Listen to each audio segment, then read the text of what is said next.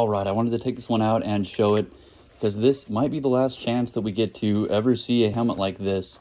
These are actually being discontinued. So these are the budget bump helmets that you can get with the shroud up here molded in. And once again, these military, this is the one that you're probably going to get. It's the closest thing to a budget that I would call for the OBSCOR bump helmets.